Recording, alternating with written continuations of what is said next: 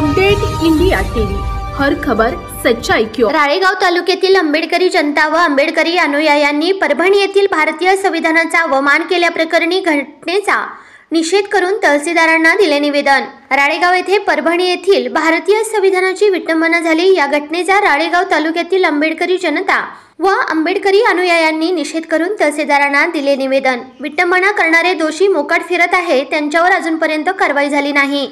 त्यांना नेमके अभय कुणाचे? निष्पाप भीमसैनिक मारले जात असून असे किती जीव मारणार?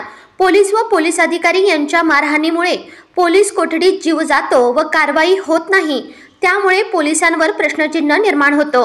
तरी मारल्या गेलेल्या भीमसैनिकाच्या कुटुंबाला मदत द्यावी व अनुयायांवर दाखल केलेले गुन्हे मागे घ्यावे व असा गुन्हा पुन्हा होणार नाही, त्या गुन्हेगाराला कडक शासन करावे व भारतीय संविधानाची शान युगानुयुगे अबाधित राहावे, याकरिता कायदा व सुव्यवस्था कडक करावा, दोषींवर कारवाई कडक करण्यात यावी, असे तहसीलदारांना निवेदन देण्यात आले।